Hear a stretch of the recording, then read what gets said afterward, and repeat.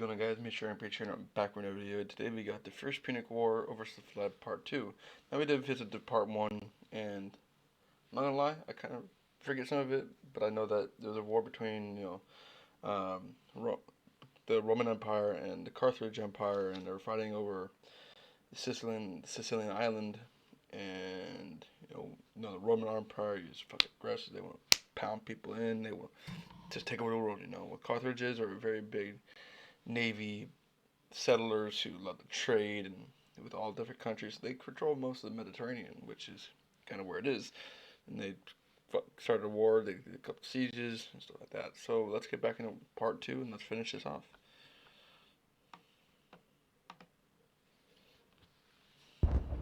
No time wasted. After the gigantic battle at Cape Ecnomus, the Romans were now free to land on African soil. And so, they did. The Carthaginians chose to focus on defending the city of Carthage itself. So the Romans immediately took the city of Aspis and were then free to raid and plunder the countryside. They took over 20,000 slaves and a ton of booty. But then, some orders arrived from the Senate. Send home the booty. Oh, but I want to stay. No, Steve, not you. They mean the treasure. Well, we are not watching any more of this filth. What the fuck? So the other consul left with the booty, leaving Regulus and his forces on their own, and they began advancing towards Carthage. Along the way, according to the ancient writer Livy, they encountered a literal dragon. Now Livy was a Roman historian, so his account may be slightly exaggerated, but this, I believe. As the Romans continued to plunder, the Carthaginian people flooded into the city. Now, not only was it in a major panic, but it was so crowded, the people began to starve. Don't panic, everyone! Look, I know you're all starving, but I still have food. For me. So, it's not all bad. Whoa! You're wasting your tomatoes! And you idiots wonder why you're starving? Oh well, it's just more food for me! Things weren't looking good for Carthage. They had to do something to stop the Romans rampaging throughout their land. So they decided, finally, it was time to put an end to it. They headed out and set up on rough, hilly terrain overlooking the Roman camp, and they prepared for battle. Now, while the Carthaginians were the traditional masters of the sea, on land, they weren't always the brightest. Case in point, setting up in this position overlooking the Roman camp was just about the stupidest thing they could have done. Why? Well, there's something you gotta understand about Carthage. The Carthaginian land forces actually suffered from a multitude of different issues. First of all, since the Carthaginians were rich, they could afford to pay a huge number of foreign mercenaries to fight for them. These mercenaries actually made up the vast majority of Carthage's forces, and therefore, Carthage's land armies were a melting pot of many different cultures. This, however, meant that if a battle wasn't going their way, there could be loyalty issues. Man, I ain't getting paid enough for this. You Balearic slingers better not be thinking of running away. What did he say? I don't know, man. I don't speak Phoenician. Let's get out of here. Clearly, there were also language issues. The military generals tended to be Carthaginian, but they made a lot of strange decisions. For example, one of the most feared assets of the Carthaginian army were the war elephants. To a Roman soldier who had never even seen an elephant before, this was like fist fighting, a literal monster. Yet the Carthaginians continually kept placing the elephants in the rear, where they were no use.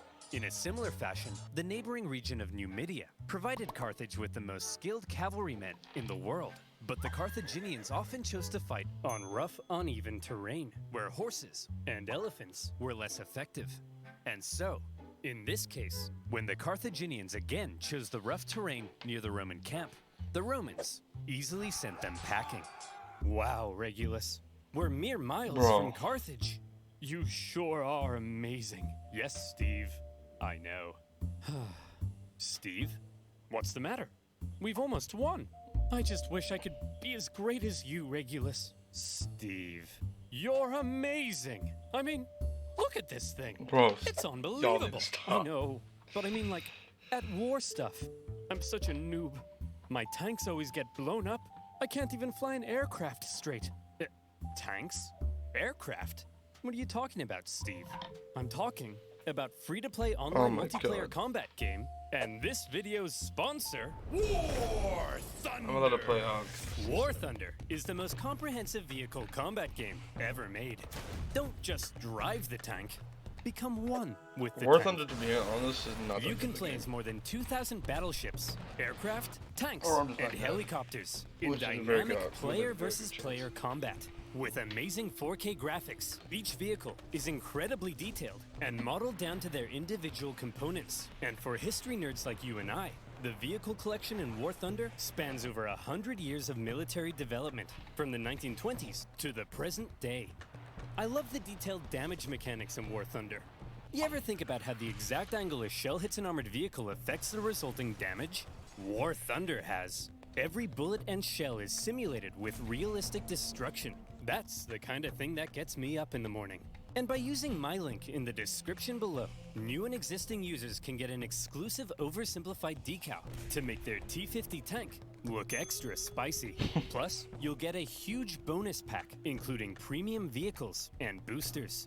So play War Thunder now on PC, Xbox, and PlayStation. And as always, by using my link, you'll be supporting my channel. So thank you. Now where were we? Oh yeah. Invading Africa, getting some booty, and sending the Carthaginians packing. Everything was looking up for Regulus. A Roman victory seemed like it was only a matter of time. But then, Regulus realized something. He had been consul for almost a year, and his term was coming to an end. He knew that if his successor took over and he finished the job, then he would get the naked statues, not Regulus. And there was no way Regulus was going to allow that. So he jumped the gun. You there, Carthaginian boy.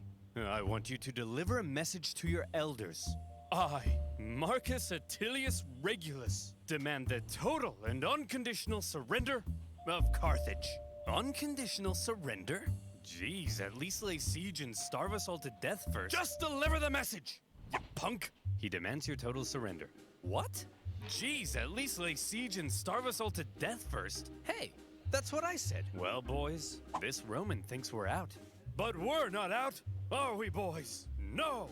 We'll do what we always do in times like this. Hire somebody else to solve our problems for us. Darren, bring in the Spartan. Oh, okay. Regulus's overly harsh demands had the unintended effect of reinvigorating Carthaginian resolve. They brought in a mercenary from the famed land of Sparta named Xanthippus to help dig them out of this situation. And we all know what Spartans are like. Xanthippus showed up and immediately took charge. He had a look around and said, "You idiots! Put the elephants in front of the army so they can smash into the Romans. And stop fighting on rough, uneven terrain. Find a big flat field so your superior cavalry can do their job. And what's this I hear about you giving a speech telling everyone they're gonna die? Hey, I was just telling the people the truth. You're a politician. Lie to the people." Very true. And so Xanthippus led out the newly reformed Carthaginian army to meet Regulus in the Battle of the Bagridas River. The elephants, now in the front, smashed into the Roman lines, causing disarray. The cavalry, with total freedom of movement, outflanked the Roman infantry. Thanks to this impressive Spartan, the battle was a total Carthaginian victory. And Xanthippus, for his stunning victory, was forced to flee Carthage because the leadership got jealous. Regulus, the Roman consul, was captured during the battle. Legend has it, he was brought before the Carthaginian council, and they made a proposition. Well, Reggie, not looking so good anymore, is it? Looks like we beat you pretty bad, huh? Up yours, you Punic pansies. Now, Regulus, nobody likes a sore loser, do they? No. How about this? We're gonna send you back to Rome, and you convince the Roman Senate to surrender to us.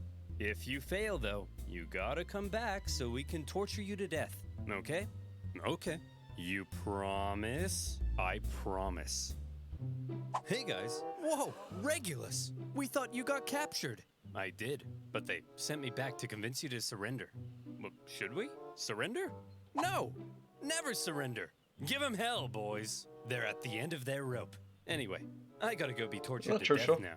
What? Yep, part of a deal I made. It's a long story. Hey, wait! Regulus! No, it's cool, guys. I promised. Regulus! This is ancient times. We massacre entire populations. We chop pets in half. You can break a promise. No, Tim! You never break a promise. That's too far. And so, Regulus went back to Carthage and was tortured to death. And for keeping his promise, he was immortalized as the leading symbol of Roman virtue. The drone age has begun in the large-scale military online action game War Thunder. Experience.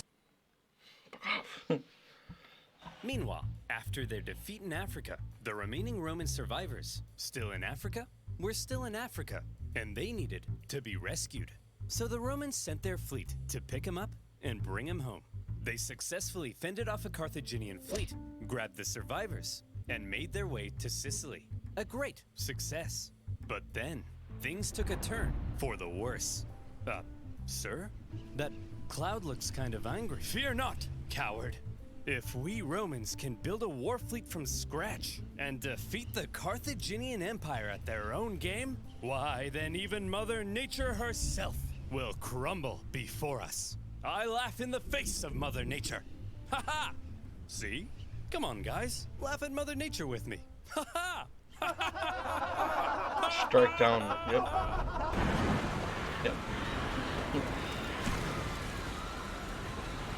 284 ships, nearly 80% of the Roman fleet was destroyed. As many as 100,000 men drowned in a terrifying act of nature. Never before had Rome lost so many men in a single incident. 100,000 casualties for any other nation would be crippling. Any other nation would hastily sue for peace. Any other nation would spend decades trying to recover. But Rome was not just any other nation. Infamous for its unrelenting determination in the face of overwhelming odds, Rome said, well, I guess we'll just have to build another fleet. And they did. In just 3 months, they built 220 more ships. An astonishing feat. The Romans sent out their brand spanking new war fleet, and they got caught in another storm. This time, a whole nother fleet was lost. And still, the Romans did not give up. The Carthaginians couldn't believe it. Their enemy had just lost hundreds of thousands of men, had 2 fleets almost entirely destroyed, and they still wouldn't surrender. As one Roman poet put it, the victor is not victorious if the vanquished does not consider himself so. In typical Roman fashion, after a short break, they were once again building another fleet. However, for now, after all the disasters at sea, the focus began shifting back to the land campaign in Sicily. The Carthaginians, overconfident from recent successes, attempted to retake Panormus, but the Romans countered the terrifying war elephants by throwing stuff at them and scaring them away. Having stopped the Carthaginian advance, the road was now open to the final Carthaginian stronghold on the island, Lilybaeum. Lilybaeum was an extremely well-fortified city. In 250 BC, the Romans laid siege.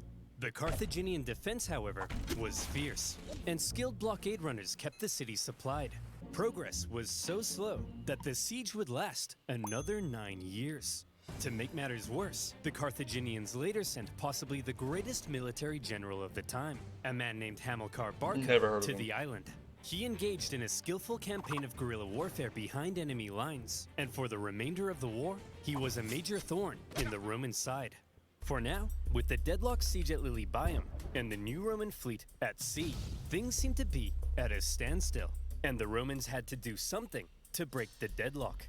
Thankfully, the Roman consul, Clodius Pulcher, had an idea. He tried to get things moving by attacking the Carthaginian fleet at Drepana. Now, before a battle, to predict if they would win, it was common for the Romans to look for signs from the gods. This could mean observing the weather or inspecting some cow livers. You know, Typical religion stuff. In this case, Pulcher reportedly tried to feed some sacred chickens, but unfortunately for him, they wouldn't eat a crumb. A very bad sign. Well, he said, if they won't eat, then let them drink! Stupid chickens! We'll observe the weather instead. Gods, give me a sign. Ignore that. Okay, how about this? If I can get this piece of paper into that trash basket, we'll win. Okay, if I can stand here silently for 5 seconds and do nothing, we'll win. Dagnabbit! Pulcher chose to ignore the signs from the gods, and in the following battle, the superior Carthaginians tore them to shreds. It also didn't help that by now the Romans had removed the corvus to stabilize their ships, and without their secret weapon, it was a disaster, and Pulcher was disgraced. To make matters worse, the victorious Carthaginian fleet then went on to intercept a Roman supply fleet on its way to Lilybaeum. As they approached, however, they saw the signs of an incoming storm, so they took shelter. The Romans, on the other hand, said, "Onward, men! Set sail! We've got to deliver these supplies stat!" But sir, those clouds, don't you think we ought to have learned our lesson by now? Yes, Brian, we ought to have. But we haven't. Another fleet and 50,000 men lost in another storm. Disaster. Now, at this point, there still really isn't a clear winner. Sure, the Romans have captured most of Sicily and cornered the Carthaginian land forces at Lilybaeum, but the continued disasters at sea were critically depleting their resources, and without a strong fleet, Rome could not win. Meanwhile, Hamilcar Barca was still knocking about and creating even more problems. So, where do we go from here? How does this war finally end? You idiot. As a high-ranking commander, you're far behind the others in power, and you keep getting beat. By now, the two sides had been fighting for 23 years. They were exhausted. Their money, their resources, their strength were all utterly spent.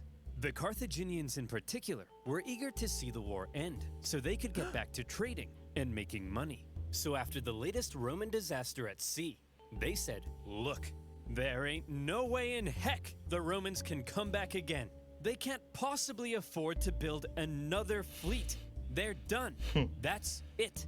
Recall the Navy, repurpose them as merchant ships, and let's get back to making some money.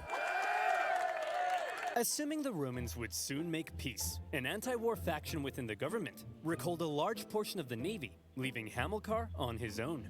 The victors appeared to be declaring themselves victorious. Meanwhile, the vanquished were getting ready for round 5. The Romans built another fleet, this time heavily relying on patriotic donations from the upper classes to afford it. And once again, they put to sea. Sir? The Romans have built another fleet. Oh, for goodness sake, Clarence, can't you see I'm busy rolling around in this pile of money? But sir, I don't care anymore, Clarence. I just don't care. The Carthaginian politicians made a fairly lackluster final effort with a poorly built fleet to supply their forces in Sicily. But when the brand new Roman fleet caught them at the Battle of the Aegates, even without their signature corvus, they dealt them the final blow. And that was that. 23 years of war. Neither side could afford to keep fighting, but the Romans showed that they intended to anyway. The Carthaginians had no choice but to throw in the towel. The war had been long and hard for both sides, but in the end, it was Roman determination that won the fight. The Romans had spent the entire war trying to find a way to deliver the knockout blow. Pretty simple war how to plan. build a fleet and engage in naval combat. They developed ingenious new ways of waging war. They attempted an invasion of the Carthaginian heartland, and whenever disasters struck them, they always came back, again and again. The Carthaginians, on the other hand, spent the entire war watching whatever Rome did, and then figuring out how to respond. They were much more passive, and so, it's no wonder then that when both sides were close to collapse, Rome was the one who figured out how to go that little bit further. In 241 BC, the Carthaginian politicians sent word to Hamilcar Barca that he was on his own and could choose to make peace with the Romans if he wished. Hamilcar was stunned. He felt betrayed by the politicians. Some sources say he refused to even negotiate. Nevertheless, terms had to be drawn up. Well, Hammy, I'm glad you Carthaginians have finally come to your senses and recognized who the true winner is. How many fleets did you lose? Okay, here are our terms. You leave Sicily to us and return all of our prisoners. You're not allowed to make war against Syracuse or her allies, and you have to pay us 2,200 talents of silver over the next 20 years. What's a talent of silver?